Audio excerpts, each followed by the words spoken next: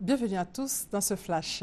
Le président Alassane Ouattara à l'Élysée ce mardi, en visite d'amitié et de travail en France, le président ivoirien Alassane Ouattara va s'entretenir avec son homologue français François Hollande cet après-midi donc à l'Élysée.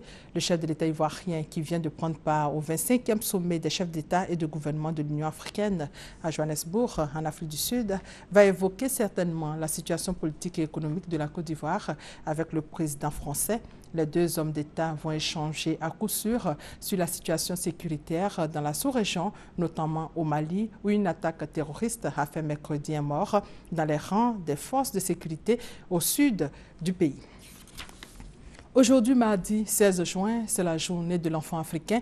C'est l'occasion de nous remémorer ce 16 juin 1976 à Soweto, où des milliers d'élèves sud-africains noirs ont manifesté pour protester contre la qualité inférieure de leur éducation et pour exiger que l'on respecte leur droit à un enseignement dispensé dans leur propre langue. Des centaines de jeunes garçons et filles ont été blessés par balle et au cours des 2 semaines de protestations suivantes, près de 1000 personnes ont été tuées et plus de 1000 blessés.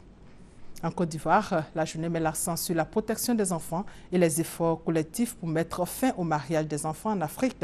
Le message du gouvernement ivoirien traité ici par Grace Kando.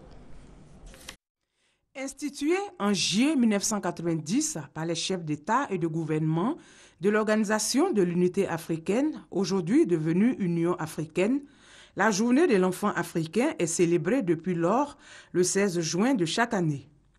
Il s'agit pour les États africains de marquer un temps de réflexion sur les conditions de vie des enfants et prendre des mesures appropriées pour le mieux-être de l'enfant. L'État, soucieux de bâtir le développement autour d'une communauté saine, vigoureuse et épanouie, a entrepris un certain nombre d'actions en direction des enfants, notamment la loi relative à l'interdiction du travail des enfants, la vulgarisation de la loi numéro 98-756 du 23 décembre 1998, réprimant le mariage précoce des jeunes filles, la vulgarisation de la stratégie nationale de lutte contre les violences basées sur le genre.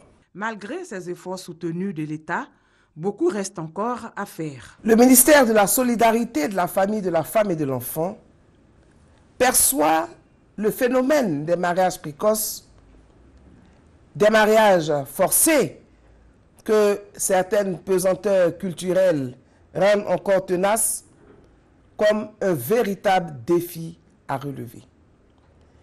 Et c'est tous ensemble, avec vous, parents, que nous parviendrons à le relever. La ministre Anne-Désirée Ouloto a également invité les parents à prendre la pleine mesure de leurs responsabilités en faisant de la protection de leurs enfants une préoccupation. Hors de nos frontières, le Tchad, frappé par un double attentat suicide. Les kamikazes sont arrivés à moto hier dans un quartier pourtant très sécurisé de la capitale tchadienne. Leur cible pour ce double attentat suicide, quasiment simultané, le commissariat central et l'école de police. Le bilan provisoire est lourd, 23 morts et une centaine de blessés. Et pour lutter contre le terrorisme, le président nigérien Muhammadu Buhari, bientôt au Cameroun, Muhammadu Buhari souhaite renforcer la coopération militaire régionale contre le groupe terroriste Boko Haram, une mission très attendue car entre Abuja et Yaoundé, le ton est monté plusieurs fois autour de la problématique de Boko Haram.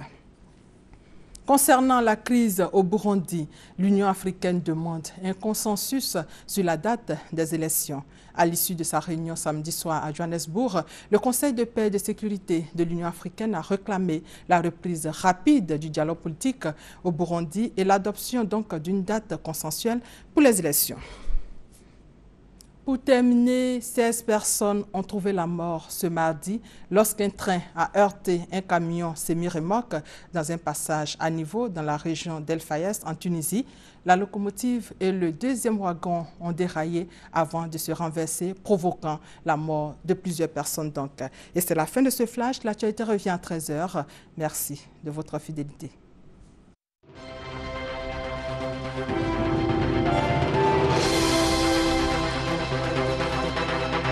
Tchad.